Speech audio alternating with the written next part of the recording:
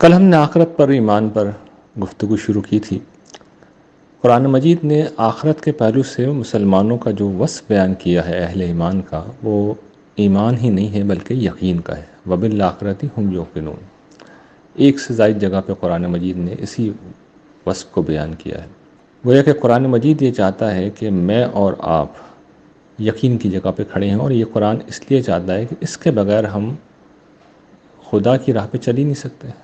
یعنی یہاں قدم قدم پہ آندھیاں ہیں، قدم قدم پر طوفان ہیں، قدم قدم پر سیلاب ہیں، قدم قدم پر رکاوٹیں ہیں، قدم قدم پر مشکلات ہیں، نفس کی ترغیبات ہیں، شیطان کے وسوسے ہیں، حالات کی سختیاں ہیں، لوگوں کی مخالفتیں ہیں، تو ہم ڈگمگا جائیں گے۔ اگر یقین نہیں ہوگا تو لا محالہ ہم ڈگمگائیں گے۔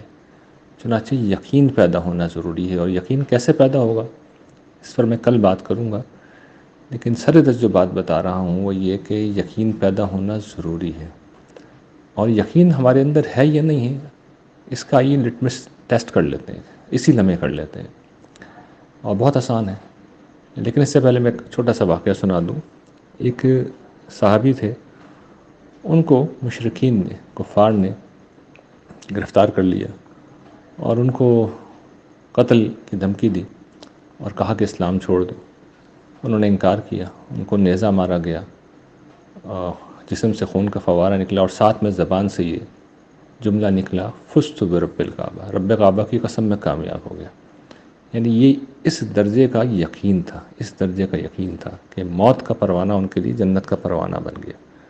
تو اس لمحے سوچئے کہ اگر میرے ساتھ یہ معاملہ ہے، موت کا فرشتہ کسی بھی طرح آ جائے اور مجھے پتہ چل جائے، مثال کے طور پر ڈاکٹر بتا دیں کہ جن کو آخری درجے کا کینسر ہو گیا ہے، آپ کو وہ آپ نے بچنا نہیں ہے، آپ کے پاس بمشکل 1 مہینہ 2 مہینے، اس وقت اگر آپ کی زبان سے یہ جملہ نکلتا ہے، فزت برب الکعبہ، یعنی آپ کو پتہ ہے نا کہ آپ نے ساری زندگی جس ہستی کے لیے محنت کی، جس جگہ کو پانے کے لیے محنت کی، یعنی جنت کو، اور خدا کو پانے کے لیے، اس کی رضا کو پانے کے لیے، تو وہ منزل تو آ گئی۔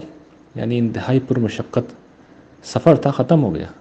جیل خانے کا دروازہ، جو حضور نے کہا ہے نا کہ قید خانہ ہے، جیل خانے کا دروازہ کھول دیا گیا آپ کے لیے، تو نیچرلی آدمی کا ریئیکشن یہی ہوگا۔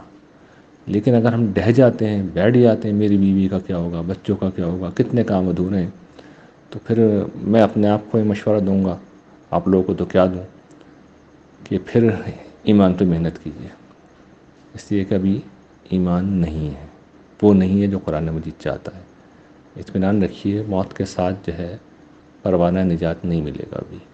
اس کے لیے اس جگہ پہ کھڑا ہونا ضروری ہوتا ہے کہ رب کعبہ کی قسم میں کامیاب ہو گیا۔